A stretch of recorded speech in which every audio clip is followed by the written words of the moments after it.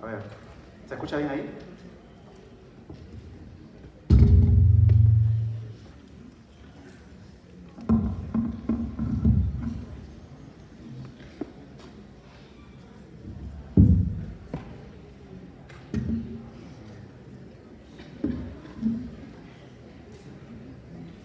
Bien.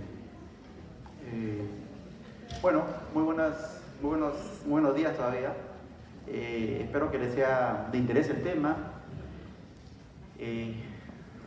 La verdad que es bastante importante, primero porque nada, trabajo en dos instituciones, una en institución privada y otra en institución estatal.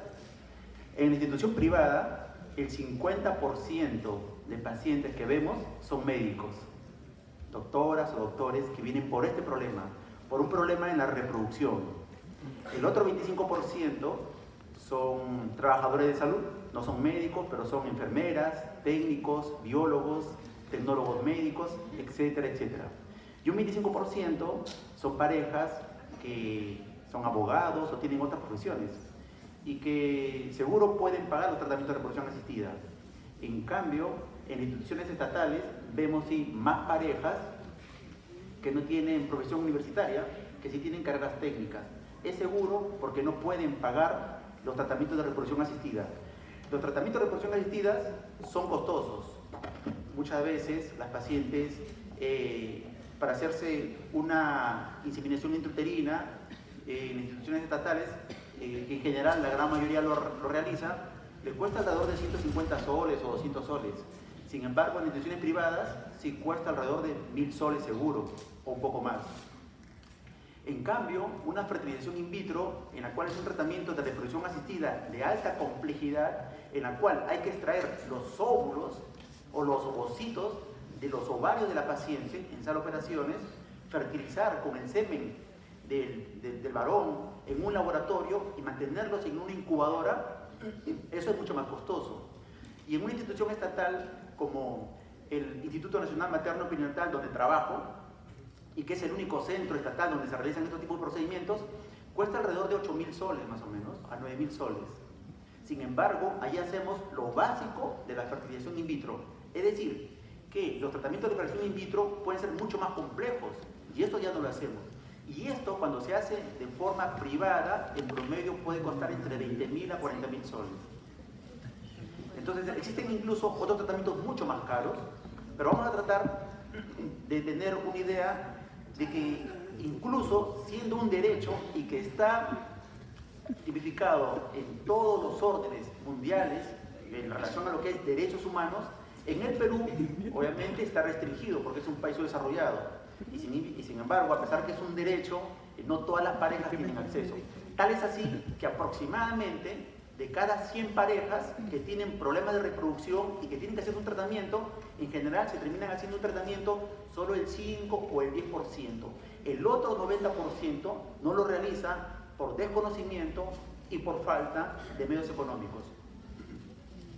Es muy importante, ya que incluso aquí hablando de médico a médico prácticamente, nosotros vemos que las parejas que más retrasan la gestación, la procreación, son las que más se afectan. Ahora vamos a ver algunos puntos en relación a ello.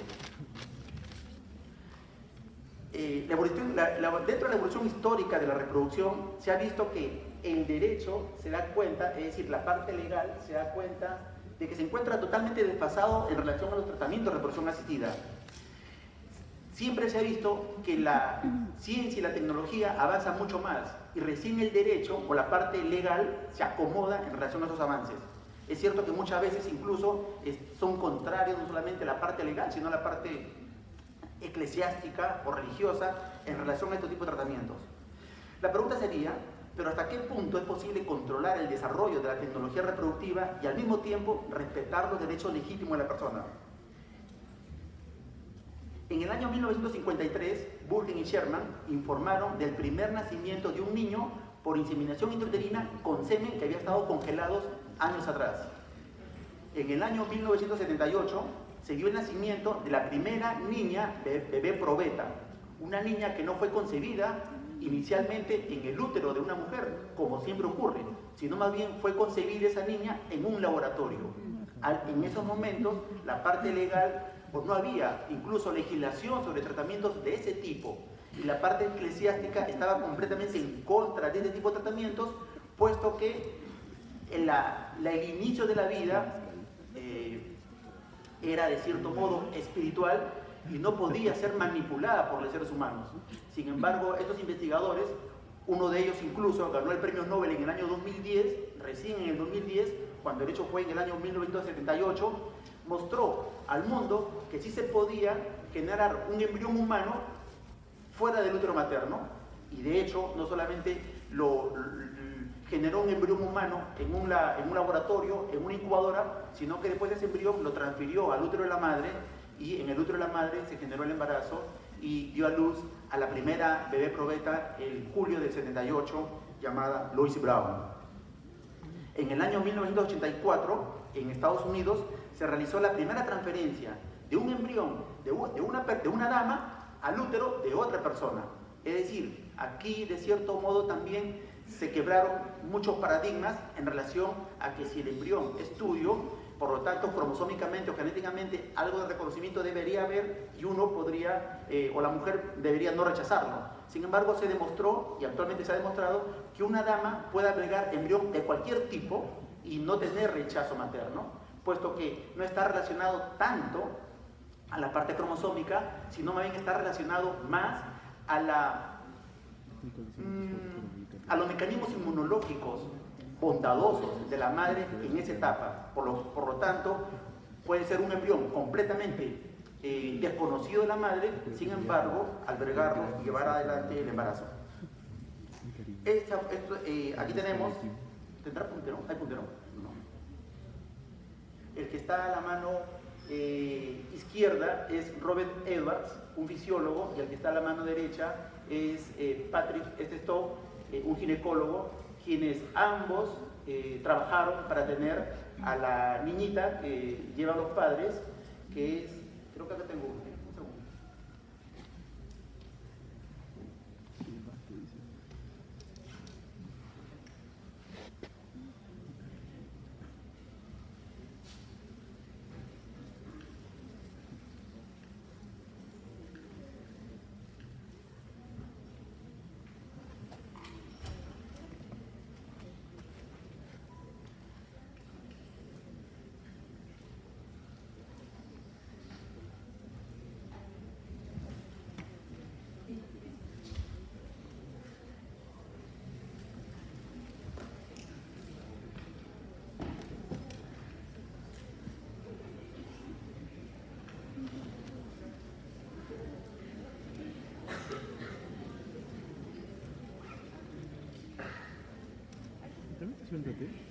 Bueno, está variado.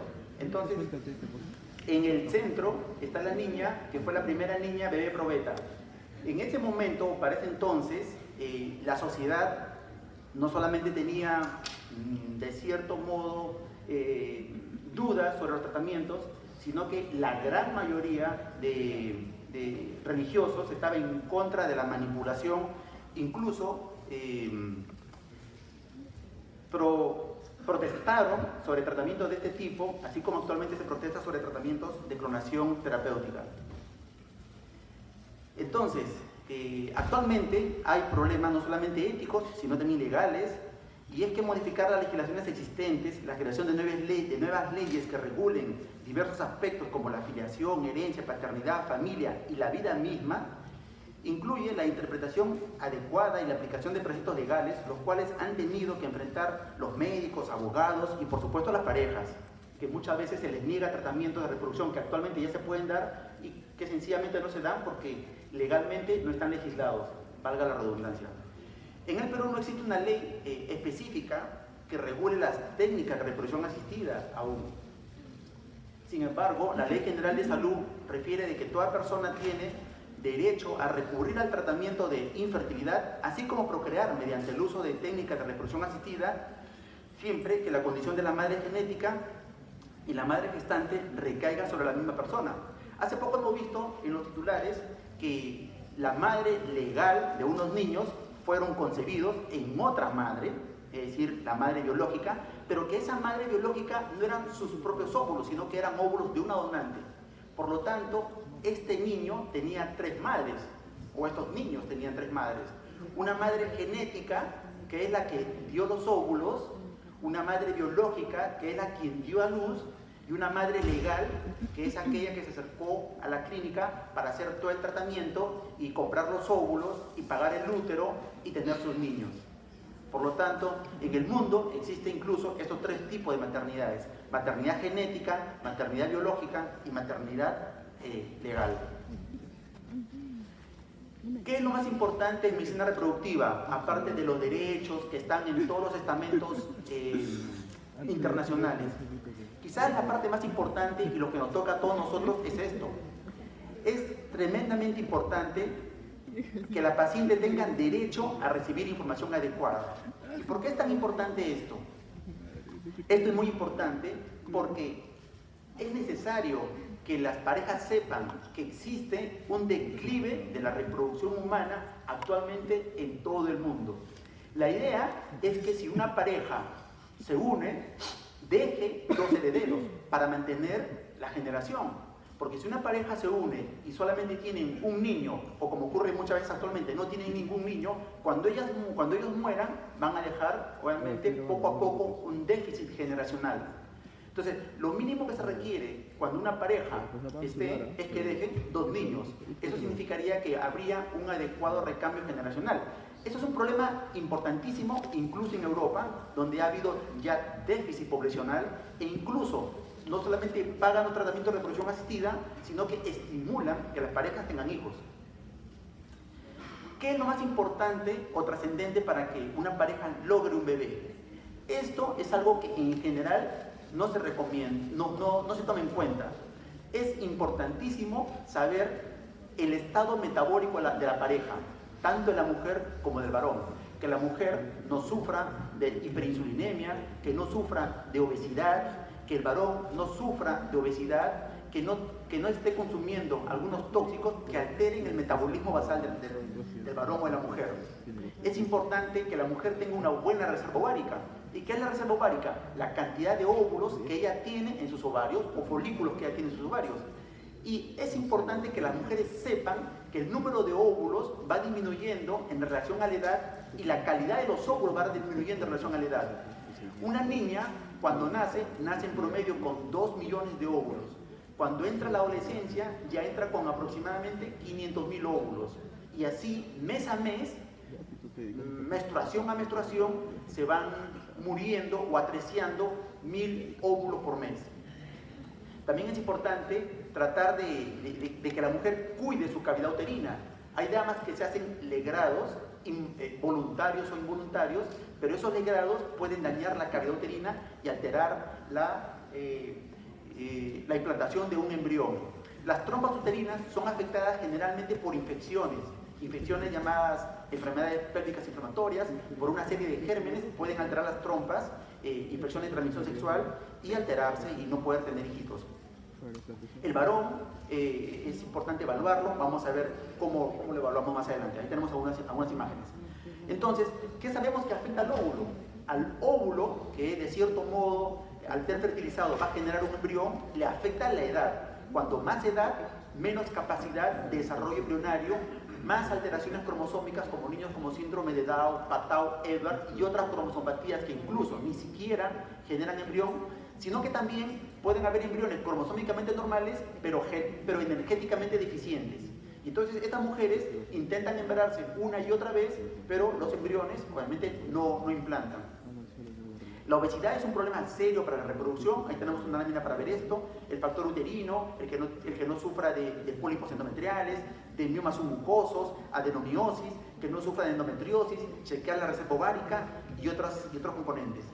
En el varón hemos visto que la calidad del semen se altera en relación al estrés. Cada vez los varones trabajan más y descansan menos. Cada vez existe más sedentarismo, menos actividad física, más tóxicos ambientales, la parte genética también es un problema y otros componentes que también afectan, alteran el número normales o las formas normales de estos espermatozoides, la concentración normal del semen y la movilidad del semen. Recordemos que nuestras células tienen unas bacterias dentro de nuestras células, que son llamadas las mitocondrias. Estas mitocondrias todas las mitocondrias que nosotros poseemos son heredadas de la madre. El padre solo tiene, o los espermatozoides solo tienen algunas mitocondrias en el cuello que no logran ingresar una vez que fertiliza al óvulo, porque el espermatozoide que fertiliza al óvulo solamente ingresa el núcleo, la parte cromosomal, la parte del ADN del espermatozoide, y no ingresa la parte de las mitocondrias. La medicina reproductiva es mucho más que indicar a la pareja que vaya a tener relaciones sexuales determinados días o hacer inseminaciones intrauterinas o fertilización in vitro. La medicina reproductiva está muy ligada a la teoría de Lynn-Margulis o teoría endosimbiótica, en el cual postuló, y no es una ley porque no se puede demostrar como la física o la química, que las mitocondrias ingresaron a una célula procariota generándole energía a esta célula y generando ya la complejidad de los seres animales y el humano con toda, obviamente, el desarrollo de la civilización que tenemos. Elizabeth Blackburn sí fue ganadora de un premio Nobel, en la cual estudió los telómeros y las telomerasas, que son fundamental cuando uno cuida esta parte de los cromosomas, en que haya menos mutaciones o menos alteraciones de los cromosomas, y por lo tanto la pareja no solamente tenga problemas de reproducción, sino también problemas sobre cáncer y otras alteraciones metabólicas. Yoshinori Uzumi ganó el premio Nobel el año antepasado, es un biólogo en la cual postuló que la autofagia era uno de los desencadenantes de las alteraciones del daño celular en relación a que en las células existen muchos componentes tóxicos y que no se pueden barrer de forma adecuada. Por lo tanto, es importante leer en medicina para poder comprender no solamente la medicina reproductiva, sino toda la medicina, mitocondrias, telómeros y telomerasa, autofagia y Linus Pauling en relación a lo que propuso como mejora de la calidad de vida y la calidad de las células sin necesidad de utilizar necesariamente fármacos. Postulaba que las vitaminas, los hábitos saludables generarían una gran protección para enfermedades, dentro de ellos la infertilidad, que está considerada como una enfermedad. El manejo de la infertilidad, cuando una pareja llega a la consulta por infertilidad, lo primero que tratamos de ver es que cambien sus estilos de vida.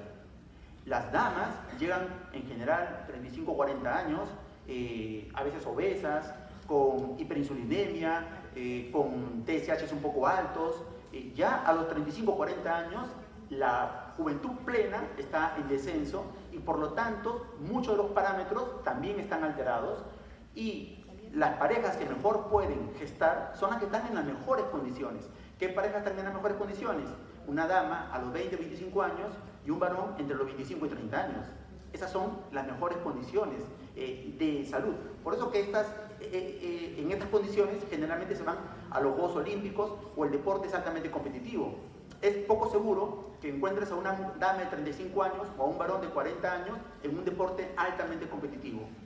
A esas edades, 25 años en una dama, 35 años en un varón, están los mejores gametos, el mejor óvulo, el mejor espermatozoides, pero también están los mejores cardiomiocitos, los mejores hepatocitos, etcétera, etcétera, etcétera. En esas condiciones la reproducción es la mejor que se puede, pero la reproducción humana no es tan efectiva. Tal es así que en buenas condiciones, por cada mes, las parejas tienen alrededor de un 20% de probabilidad de embarazar. Entonces, el manejo de la infertilidad, lo primero que tratamos de mejorar son los cambios en el estilo de vida. La pregunta sería, ¿cómo estará el espermatozoide de un varón que tiene 45 años, que tiene obesidad y que tiene hipertensión o diabetes? Más o menos, si tú lo envías a correr con un varón con un peso normal, muy ágil, de 22 años, el varón de 22 años se lo deja lejos.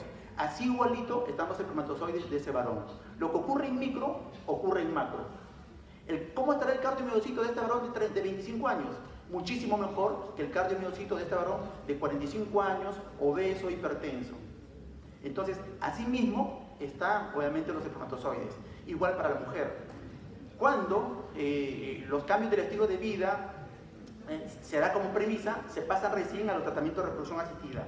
Los tratamientos de reproducción asistida pueden ser de primera línea, es decir, corrección, si es posible, de alguna patología que esté generando infertilidad. Por ejemplo, la mujer no menstrua porque tiene hiperprolactinemia, se paró la ovulación, le bajó la prolactina y la mujer comienza a menstruar y seguramente rápido embarazará. El varón tiene alguna dificultad en la motilidad de los espermatozoides. Perfecto, es porque está obeso, le bajamos el peso, controlamos los parámetros metabólicos, le damos algunas vitaminas, si está con varicocele lo enviamos al andrólogo, pero se puede corregir ese problema, la mujer embarazará. Cuando ya eso se ha corregido o no se encuentra ello, pero aún así la mujer no embaraza, pasan a tratamientos de baja complejidad si tienen criterios para baja complejidad. ¿Qué es baja complejidad? Algunos tratamientos que casi ya no empleamos, que son relaciones sexuales dirigidas, salvo en algunos casos, ¿no? Por ejemplo, la población a veces tiene un gran desconocimiento de lo que es reproducción y dice, mi pareja trabaja en la mina y yo menstruo, digamos, todos los 30 y bueno, él viene de la mina del 1 al 8 o del 1 al 7 y solo tengo relaciones esos días. Por lo tanto, ahí le decimos obviamente que habrá que cambiar la rutina porque los días fértiles de la mujer son el día 14 y los mejores días para que la mujer se embarace, el día de la ovulación de la mujer es el día 14, pero los días que mejor fertilidad van a tener son desde el día 10, el día 12 y el día 13. Muchas parejas muchas damas piensan que el día que ella ovula es el día más fértil, pero eso ya está demostrado con mucho trabajo de investigación que no es así. Los días más fértiles son los 2 o a 4 días previos a la ovulación. Entonces, se realiza tratamiento de baja complejidad como coitos dirigidos cuando sea el caso, que es poco probable, o que son la menos cantidad de pacientes que tenemos, y si no hacemos inseminaciones intrauterinas, ¿de acuerdo? Cuando las inseminaciones intrauterinas no han dado resultado o la situación es muy compleja, entonces vamos a tratamientos de alta complejidad. Los tratamientos de alta complejidad, antes que nada, para explicar un poquito sobre baja complejidad como inseminaciones intrauterinas. ¿Cómo se realiza una inseminación intrauterina? En general, le damos algunas ampollas a la mujer para que se aplique y vamos viendo ecográficamente cómo el óvulo de la dama comienza a desarrollarse. Y una vez que ya está a punto de eclosionar, es decir, cuando el óvulo está alrededor de 20 milímetros o 18 milímetros, se le aplica una ampolla y se le dice al varón que a las 36 horas deje su muestra de semen y ese semen lo pasamos con un catéter hacia el útero de la mujer. Y seguro que si todo está bien, lo más probable es que embarace en un determinado porcentaje, que en general es 15% a 18% por cada ciclo. Y eso obviamente, la fertilización ocurre en la trompa de la dama y la implantación en el útero de la paciente. Cuando ya no tenemos criterios para hacer baja complejidad, entonces realizamos tratamientos de alta complejidad. ¿Cómo son los tratamientos de alta complejidad? Aquí aplicamos más ampollas para no tener un solo óvulo o 2 óvulos como en baja complejidad, sino tratamos de tener unos 10 óvulos o unos 12 óvulos dependiendo de la edad de la mujer. ¿Por qué dependiendo de la edad de la mujer? Porque, a ver, una mujer a los 20 años, si yo le aspiro 20 óvulos, el 80% de esos óvulos son buenos. En cambio, una mujer a los 42 años, si yo le aspiro 10 óvulos, el 80% de los óvulos están cromosómicamente normales. Por eso, la edad es un parámetro importantísimo para decir si tiene buenas chances de embarazo con sus propios óvulos o no, va a tener que utilizar óvulos donados. Óvulos donados significa que la mujer a veces viene a los 45 años, no tengo hijos, lo he intentado y quiero tener hijitos. En general sabemos que técnicamente es infértil porque puede seguir menstruando, puede seguir ovulando, pero esos óvulos son cromosómicamente anormales y entonces le ofrecemos la posibilidad de que sea madre con óvulos de una dama de 22 años o 24 años. ¿De acuerdo? Bien. ¿Cuál es la tasa de embarazo sin problemas de fertilidad? Es decir, los seres humanos son muy fértiles, son tan fértiles como los conejos o los ratones, ¿no? Su fertilidad está bastante limitada. En parejas que no tienen ningún problema de reproducción, tienen una tasa de embarazo por cada mes de aproximadamente 20%. Muchas parejas vienen con 2 años de infertilidad, con 3 años de infertilidad, con 7 años o a veces con 10 años de estar conviviendo juntos, sin cuidarse, tiene relaciones sexuales frecuentes y la mujer no embaraza. ¿Qué significa? Significa que su tasa de embarazo mes a mes durante esos 5 años ha sido 0%, 0%, 0%. Sobre eso es que trabajamos. ¿Cómo son los mecanismos o dónde están los mecanismos biológicos por los cuales la mujer puede tener problemas de infertilidad? Para ello explicamos en este cuadrito. Doctor, disculpe, ¿hasta cuándo tengo el tiempo? Ya, ok, perfecto. Entonces, ¿sí no? ¿Sí? Perfecto. Entonces, una vez que el varón eyacula en la vagina de la mujer, los espermatozoides comienzan a subir y a nivel del cervix se comienzan a capacitar. O incluso en el útero o en la trompa, significa que existen una serie de cambios moleculares en los espermatozoides que los hace fértiles. Y no todo el semen va hacia arriba, solamente van los espermatozoides. La gran cantidad de plasma seminal se queda en la vagina. Los espermatozoides suben por las trompas y están normales y están esperando ahí al acecho que la mujer ovocite. Una vez que la mujer ovocita, el óvulo solo vive entre 12 a 24 horas. En cambio, los espermatozoides son más duros, viven entre 3 a 5 días, esperando ahí que la mujer ovocite. Una vez que ha ovocitado, lo fertiliza y ese huevo fertilizado o cigoto va de regreso nuevamente por la trompa hasta la cavidad uterina y ahí se implanta. N problemas pueden ocurrir en el ovario, en la ovulación, en la trompa, en el útero y durante el embarazo, que puede hacer que una mujer, obviamente, no tenga un hijo. ¿De acuerdo? Bien, la fertilidad de la mujer su máxima expresión es alrededor de los 22, 24 años, 26 años. Por eso le decimos a las pacientes que la mejor calidad de los óvulos son entre los 20 a 26 años. Y después de 26 años, la calidad comienza a disminuir lentamente. Pero ojo, que después de los 35 cae abruptamente. Por eso que es que tenemos muchas damas, la gran mayoría de profesionales, que han pospuesto el embarazo y recién quieren embarazarse alrededor de los 40 años. Ahí justamente le decimos, o más incluso, que una buena opción es congelar los óvulos. Congela los óvulos cuando tienes 32 años y puedes embarazarte cuando tengas 42 o 48 si deseas. ¿Por qué es importante esto? Primero, porque los estudios que se han realizado ya con embriones humanos en damas de 35 años, de menores de 5 años, se han visto de que solamente el 51% son cromosómicamente normales. En mujeres que tienen entre 35 y 40 años, el 60% son cromosómicamente anormales. Y las mujeres que tienen más de 40 años, el 78% o más de los embriones son cromosómicamente anormales. Aquí hay varios factores que juegan en contra. Uno de ellos es la obesidad. La obesidad es un problema para la reproducción porque generan ciclos menstruales anormales, disfunción ovulatoria, mala calidad ovocitaria, respuesta ovárica alterada, alteraciones en el endometrio, aborto e incluso morbilidad materno-fetal.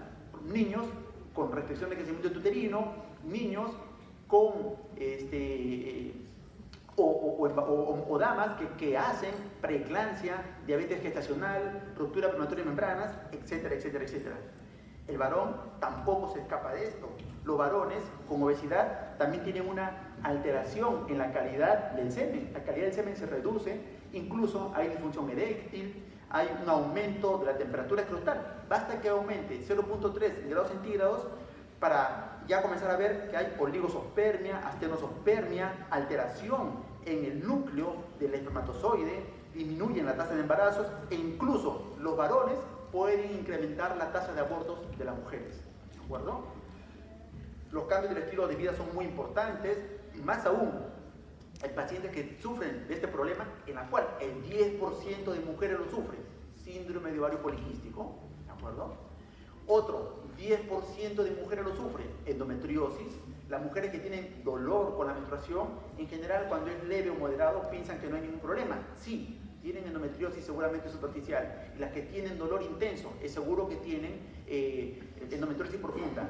Esto es dismenorrea o dolor con la regla. Ellas, en general, no tienen la tasa de embarazo que todo el mundo, o que las más mujeres tienen, que es alrededor de un 20%. No. Ellas tienen una tasa de embarazo de aproximadamente 2 al 10%. Por lo tanto, está muy disminuido. Recuerden que de las pacientes que nosotros vemos en reproducción asistida, aproximadamente el 50% de ellas producen endometriosis. Y las mujeres muy fértiles no tienen casi endometriosis. Así se ven las mujeres con endometriosis cuando uno hace una laparoscopía, todo inflamado por dentro. Es como tener aftas en la boca, en la cual hay dolor, cialorrea, etc. Así sencillo. La ecografía, la verdad que nos ayuda muchísimo, es un examen esencial. Muchos de ustedes se dedicarán a ecografía general, obstétrica, ginecológica o de reproducción seguro, porque nos ayuda a ver los ovarios, el útero, incluso las trompas y la cavidad uterina. Es importante tener los detalles. Es un examen bastante costo efectiva, barata, nos permite ver en una dama cuántos folículos tiene en relación al número de folículos. Esas imágenes, esos son los ovarios, y cada ovario tiene algunas imágenes anecogénicas o negras, redondeadas a nivel de la corteza ovárica. El número de esas imágenes, que se llaman conteo de folículos centrales cuando los enumeramos, que nos hace ver la capacidad reproductiva de la mujer. Si yo tengo una paciente de 25 años, le pongo el traductor y solo veo que tiene un folículo en un ovario, 2 folículos en un ovario, esta dama está haciendo falla ovárica oculta, ¿no? Si más bien veo que tiene una gran cantidad de folículos, a lo mejor está cursando con un problema más aún si no tiene menstruación, de síndrome de ovario poliquístico. Así que solamente viendo la ecografía uno puede evaluar la reproducción de la mujer.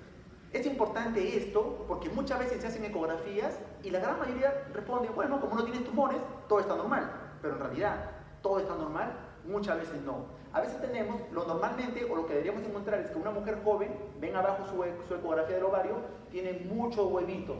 Eso es lo normal. Luego una mujer ya de 35, 38 años ya tiene muy pocos huevos, y una mujer de 42, 45 años prácticamente no tiene huevos. Sin embargo, en los seres humanos, y más aún en las pacientes que vienen con problemas de reproducción humana, esto puede cambiar radicalmente. Y tú puedes encontrar algunas mujeres de 42, 45 años con un buen número de huevos, y puedes encontrarte con una joven que tiene 20, 22, 24 años que prácticamente ya no tiene huevos. Más aún cuando ha sido operada de quiste de ovario. A veces las cirugías son muy agresivas y dejan a la mujer sin folículos para su reproducción. El útero es pausible de una gran cantidad de enfermedades, hiperplasia, pólipos, miomas mucosos, etcétera, etcétera, etcétera, que por ecografía rápidamente podemos evaluar si está bien. Abajo tenemos una ecografía 3D donde uno ve como un triángulo, que es la cavidad uterina de la mujer, y podemos verla que está en perfectas condiciones. Pero también por ecografía podemos detectar a un grupo de mujeres que llegan a la consulta de reproducción con malformaciones müllerianas, 2 úteros, 2 úteros unicormes, úteros sectados, úteros arcuatos, etcétera, úteros en T, es decir, malformaciones uterinas, ¿de acuerdo? Y la mujer muchas veces no se percata de esto porque menstrua de forma normal. Es importante evaluar la cavidad uterina. Este es el útero como una pera, y adentro está la parte negra que es el líquido que hemos aplicado para poder evaluar la cavidad. Y ahí podemos ver si hay pólipos, si son grandes los operamos, podemos ver miomas submucosos que también los operamos. También podemos ver si cuando la mujer ha tenido legrados por abortos, se generan adherencias, a veces también tenemos que operarlos, utilizar algunos procedimientos. Una vez que la paciente está en condiciones, se hacen tratamientos de baja complejidad. ¿Cómo son los tratamientos de baja complejidad? Te aplico unas ampollas, unos 5 a 6 días, y cuando tu óvulo esté a punto de reventar, el señor deja la muestra de semen, ese semen se capacita, pasa por una preparación especial, y luego con una jeringa va el catéter de inseminación intrauterina hasta el útero, y ahí se deja la muestra de semen. ¿Qué chances tengo de embarazarme? Porque muchas piensan que con una inseminación se van a embarazar el 100%. No, se va a embarazar entre el 15 al 18%, en las mejores condiciones. ¿Cuáles son esas condiciones? 1. Mujeres menores de 36 años, con las 2 trompas normales, con semen normal y sin ninguna otra patología. Si la mujer tiene 38 años, la probabilidad de embarazo ya no es 15%, 18%, es 8% menos. Si la mujer tiene una trompa obstruida, 8% menos. Si la mujer tiene endometriosis, 8% menos. Por lo tanto, las inseminaciones intrauterinas tienen una efectividad poco limitada y solamente se deben hacer 3 inseminaciones como mínimo, no intentar hacer 5 o 6, porque la probabilidad de embarazo, si bien es cierto, si todo está normal, pero aún así no se embaraza, lo que llamamos infertilidad de causa no explicada, tienen una chance de embarazo de 15-18% en la primera, en la segunda, en la tercera. En la cuarta, 4% o menos. ¿Cómo hacemos la fertilización in vitro? Es un poco más compleja, aplicamos ampollas desde el segundo día de la regla, aplicamos directamente hormonas a la mujer para hacer que los huevos se desarrollen muchos más, no desarrollan 2, sino desarrollen 10 huevos, ya le dije cuánto necesitamos, necesitamos 10, 12 o 14, incluso a veces más, pero bueno, una vez que los huevos están grandes, se aplican a unas ampollas, luego se aspiran los óvulos de estas operaciones y después transferimos los embriones bajo guía ecográfica. Si la paciente no tiene criterios para hacer una fertilización in vitro con sus propios óvulos, como por ejemplo, la mujer viene con 42 años o 44 años y ya no tiene óvulos, o la mujer tiene 23 años, pero ya no está menstruando porque no tiene folículos ováricos, a lo mejor tuvo un problema congénito, genético, o la mujer se hizo una quimioterapia por leucemia a los 20 años y a los 30 dejó de arreglar y no tiene folículos, entonces le decimos, el tratamiento va a ser con óvulos donados, ¿de acuerdo? Hay N condiciones por las cuales tratamos a muchas parejas con ovodonación. Es importante que la pareja sepa que la tasa de gestación mediante fertilización in vitro con sus propios óvulos después de los 40 años es 15%. Pero la tasa de aborto es bastante alta, casi llega al 40%. Por lo tanto, la tasa de recién nacido vivo mediante una fertilización in vitro en mujeres después de los 40 años es alrededor del 9.5%. Por eso es importante que la mujer sepa que la edad es un problema serio para su reproducción.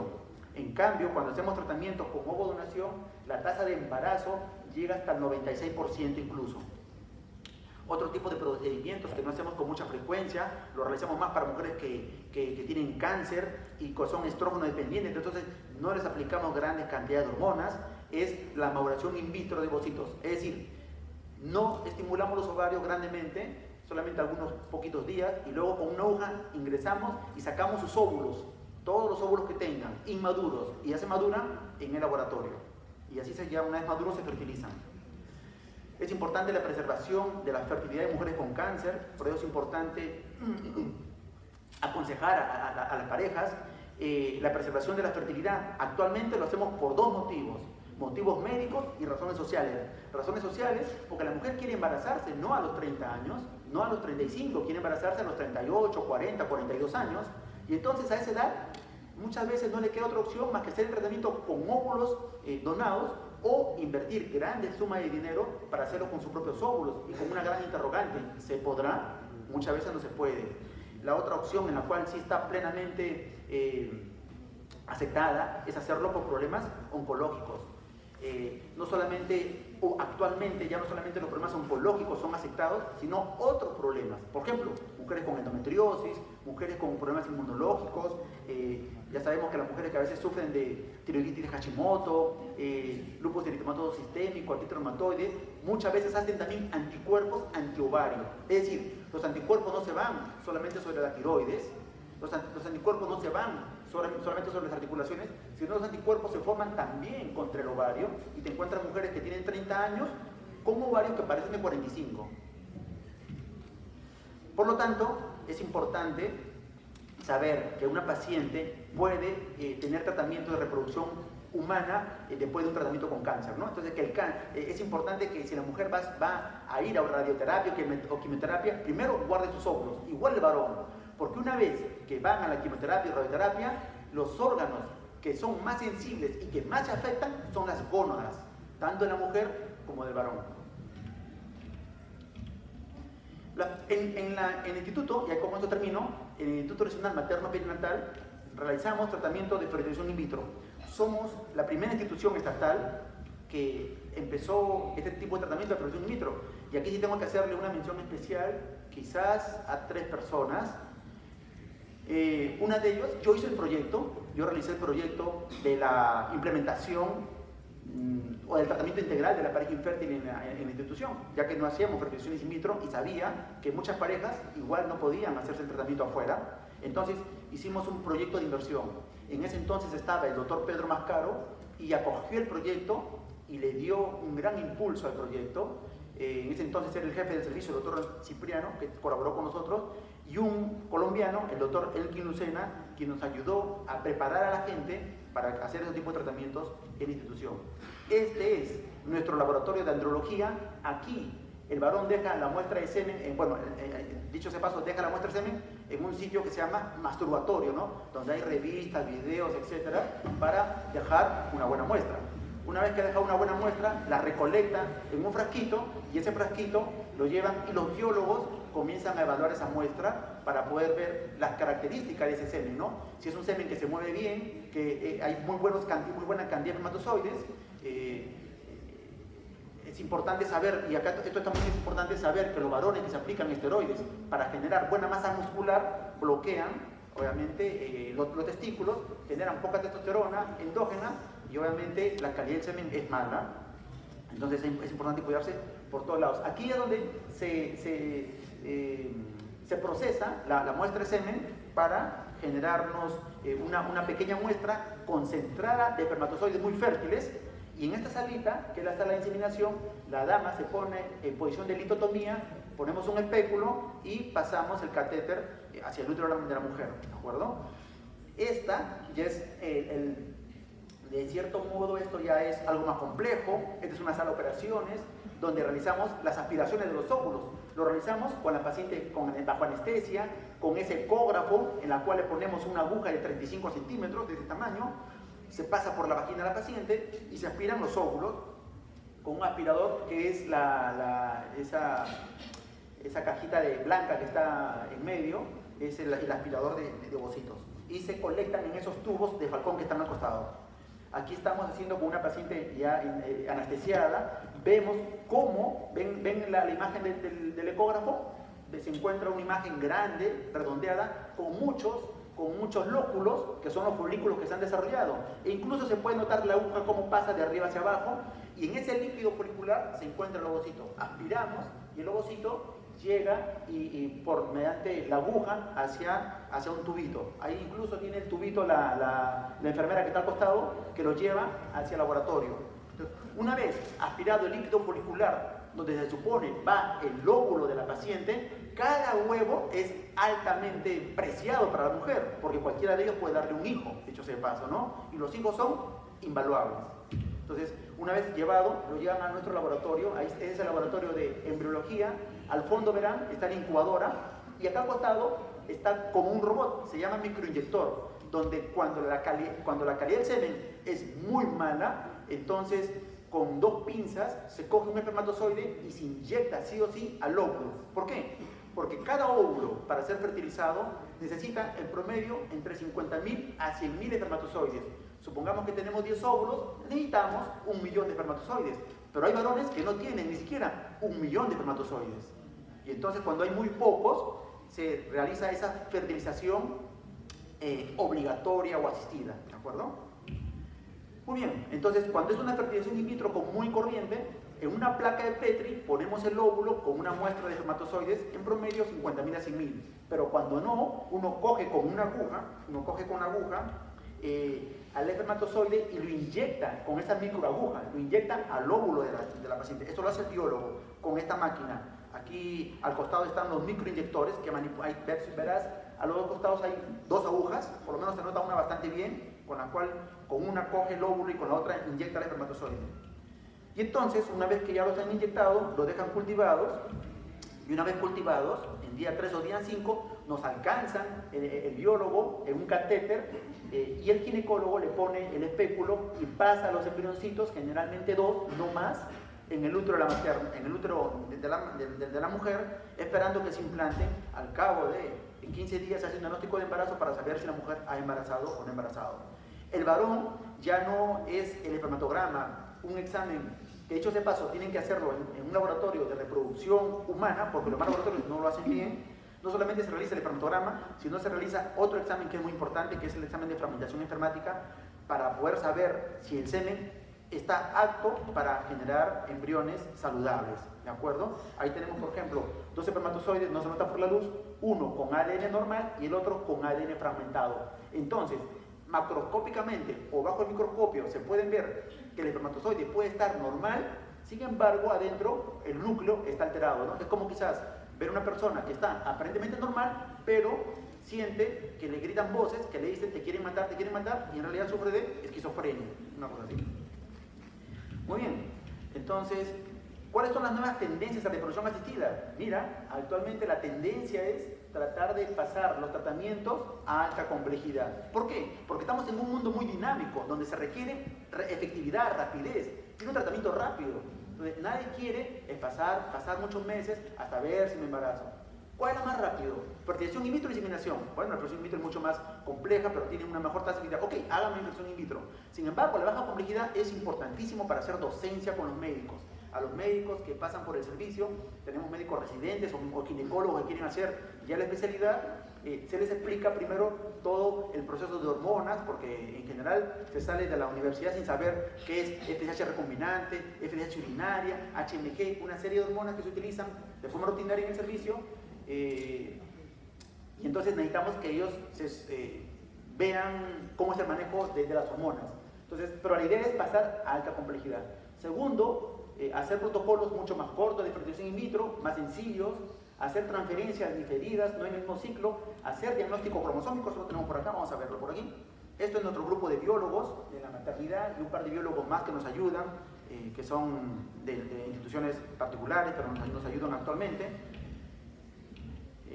Entonces la idea es, para tratar de que la fertilización in vitro sea mucho más exitosa, hacer diagnóstico cromosómico del embrión. O sea, tengo el embrión, le saco unas células y sé si es el embrión va a tener síndrome de Down, síndrome empatado, síndrome de Edwards o está normal, ¿de acuerdo?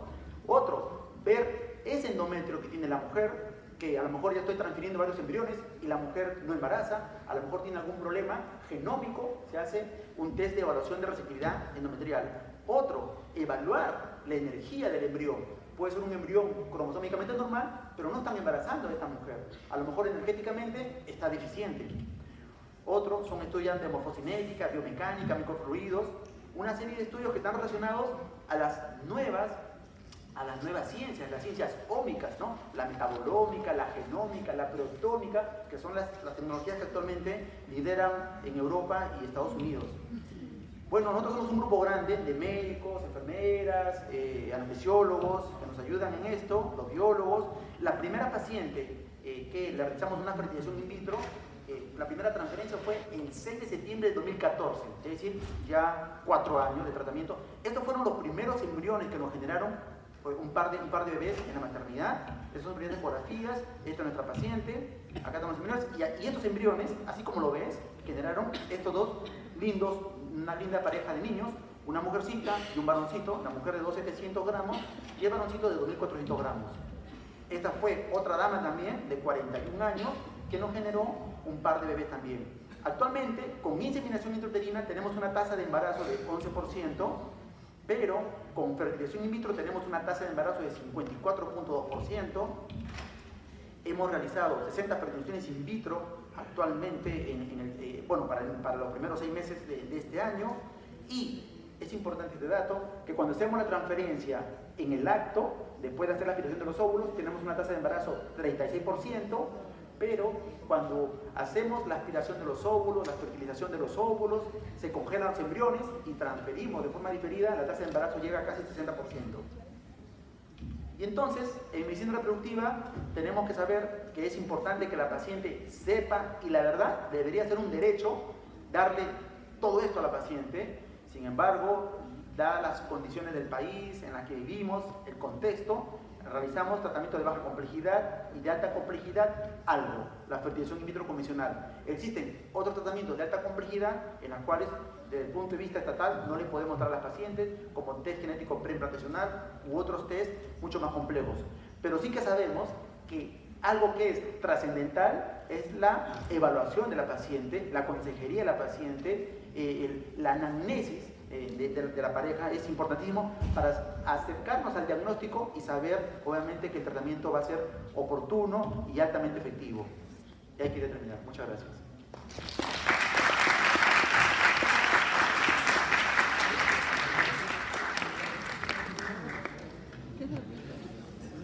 El tema es chévere. Yo no tengo permiso. No tomé nada. ¿Has terminado todo eso? Eso. ¿La pasa? No. El encargo del doctor Matute es que lo que se expone hoy se les pregunte en la visita. Así que los que pasan visita en el hospital, vamos a hacerle una de estas preguntas, ¿de acuerdo?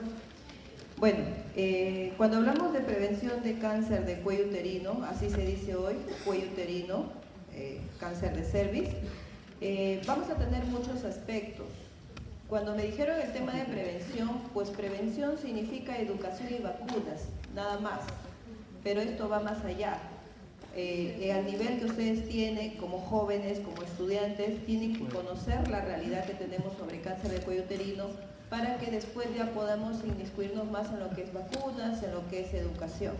Porque eso se aprende a la larga y los que quieran ser ginecólogos o ginecólogos oncólogos lo van a tener que revisar más aún. Esta es una pirámide de vida o de poblaciones. El problema nuestro en Perú y en Latinoamérica es el tipo de población que tenemos. Mientras que en los países desarrollados nosotros tenemos que la edad promedio no tenemos una base ancha. La base ancha se refiere a que la mayoría de población nuestra son jóvenes. Son jóvenes que crecen y que no terminan de llegar a la adultez y ya son padres. Entonces nosotros, si hacemos un censo, vamos a ver que la mayor población que tenemos son jóvenes y quizás menores de 20 años. Sin embargo, en los países en desarrollo no, porque la mayoría de países en desarrollo, el número de hijos que tienen es 1, máximo 2, y generalmente pues la idea de ser padres es más allá de los 30 o 40 años hoy en día. En nuestra realidad es diferente. Y ahí empieza el problema. Desde que tenemos jóvenes que cada vez tienen menos educación, tienen hijos a edad más temprana, existe la promiscuidad, existe el bajo nivel socioeconómico, entonces ya empieza el problema, y tal es así que cuando se proyecta la población en los países de vía de desarrollo de aquí 15 años, vamos a ver que explota. O sea, si va a haber 5 de 15, en 15 años va a haber por lo menos 100 de 15 años, con bajo nivel socioeconómico. Pero actualmente, y cuando nosotros vemos en el hospital o vemos en la práctica privada, cáncer de cervix ya no es solamente el nivel socioeconómico bajo, ya está presentándose el nivel socioeconómico medio hacia arriba.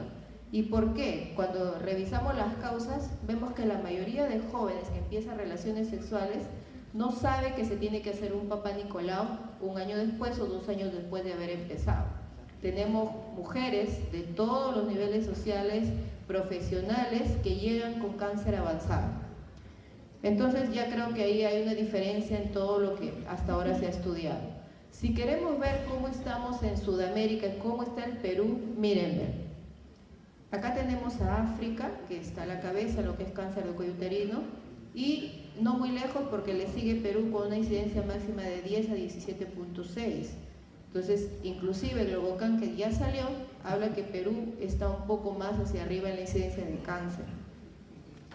Y si nosotros queremos hacer una proyección al 2020, que ya es en 2 años, vamos a ver que si en el 2002 teníamos más o menos esta población de 83.000 y tanto, en el 2020 esto sube. En los países en vía de desarrollo solo 11%, sin embargo en los vías de desarrollo sube más del 56%. Y año a año, cuando nosotros hacemos las exposiciones o las presentaciones en los congresos, ya parecemos disco rayado, decimos, ¿no? Cada año en el mundo más de 500.000 mujeres tienen cáncer de cervix, de los cuales 250.000 mueren. Desde que yo salí de la facultad de medicina, lo mismo se repite, y entonces decimos, ¿por qué? Si nosotros vemos en América cómo estamos, también en América vemos que América Central se lleva la peor parte, hasta el 74% se duplica la incidencia de cáncer, y en Sudamérica 55% también es bastante. Y entonces yo les he puesto esta imagen, ¿por qué? Cuando yo hice la especialidad de ginecobstetricia, siempre nos decían la mortalidad materna, el sangrado, la preeclampsia, ¿sí o no? Yo creo que hasta ahora hablan de eso. Sin embargo, cáncer no se tocaba, cáncer de cervix no se tocaba. Cuando ya fui al otro extremo, en lo que es la especialidad de ginecología oncológica, vemos que cuando se hace un estudio sobre la mortalidad materna y la mortalidad de la mujer por cáncer, nos encontramos con esta diferencia, que la mortalidad por cáncer supera largamente la mortalidad materna. ¿Por qué? Porque el Estado invierte en lo que es la mortalidad materna. Es un escándalo en un hospital que una mujer que esté dando a luz, que sea puérpera, muera, en el embarazo, el parto, pero muera. Sin embargo, si una mujer con cáncer de cervix muere, no es tanto el impacto que puede originar. Si nosotros nos ubicamos aquí, por ejemplo, Haití es la que más o menos ha controlado este problema. Y si nosotros decimos, ¿y cómo está el Perú? Bueno, el Perú está igual. Ha mejorado sus índices de muerte materna, pero sin embargo los índices de cáncer siguen en aumento. Y vemos este cuadro y decimos, si el Estado invierte en lo que es mortalidad materna por el embarazo, parto y puerperio, y disminuyó la mortalidad casi 34%, inclusive ahora es más. ¿Invierte dinero? Sí, pero cuando vemos en cáncer, vemos que es diferente, la mortalidad ha aumentado 45%. Y si hay inversión o hay priorización, parece que no, porque los estándares no han cambiado. Y entonces buscamos más allá y decimos cuál es el problema de nuestro Perú o de nuestro continente, y vemos que tenemos el tamizaje. Si yo les digo acá, a las mujeres que están acá, ¿cuántas de ustedes se han hecho papá Nicolau? ¿Podrán levantar la mano? A ver. Muy poco. 3, 4, 5, más no. ¿Se dan cuenta? Entonces, desde ahí empieza el error.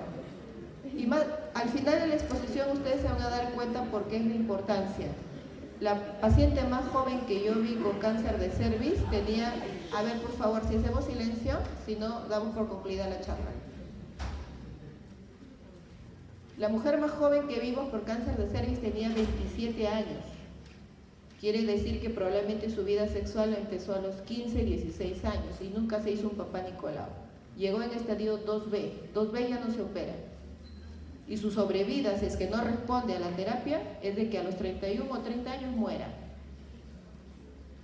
Me acuerdo mucho de esa paciente, era una joven de 27 años, abogada, que recién se había casado hace un año. Entonces es todo un drama, ¿no es cierto? Pero en el Perú existe el problema del tamizaje. Ya a todo nivel vemos que es muy difícil entre mujeres jóvenes, profesionales, adultas, muy difícil, o no sabemos por qué no se hacen el papá Nicolau, porque no lo saben o porque no tienen acceso a un hospital. Y también tenemos las barreras socioeconómicas. Si nosotros vemos en ese sentido las barreras socioeconómicas, vemos que existen mujeres como la señora que está ahí, que ni siquiera se deja examinar, porque dice, no, a mí me tocan, no quiero, o el esposo no quiere que la examine. O la jovencita que está atrás, que probablemente ya empezó relaciones sexuales, pero por vergüenza no le dice a la mamá. O la mujer que vive en la selva, ¿no? Que sale una vez al mes a comprar sus provisiones, pero no va a salir pues para hacerse un chequeo, simplemente sale para ver sus provisiones del mes y se regresa y lo hace en una canoa. Hace muchos años, en el año, no sé, 2010, se hizo el proyecto Tati. Se fueron los médicos del INEN a la selva a tamizar a estas pacientes. Y encontraron gran rechazo y la gran mayoría de mujeres no quería dejar ser examinada. Esta mujer, que la característica de la mujer del Ande es que tiene más de 3 hijos, 4 o 5 hijos. se ve que por un lado baja la inmunidad por el número de hijos que tiene, y aparte porque no tiene tiempo, porque está criando al hijo de 7, de 5, de 4, de 3, no tiene tiempo para irse a una posta o hacerse un control. Y la mujer que trabaja, y bueno, el machismo, ¿no? Nosotros tenemos hasta ahora pacientes que llegan y que el varón quiere entrar a la consulta y muchas veces no quieren que le examine. Si es hombre, el médico, peor. Tiene que ser mujer y en presencia del esposo. Entonces son barreras culturales que a este nivel pues es difícil pasar esa barrera. Pero al nivel de ustedes, sí, la charla de hoy tiene que ser que promovamos el tamizaje.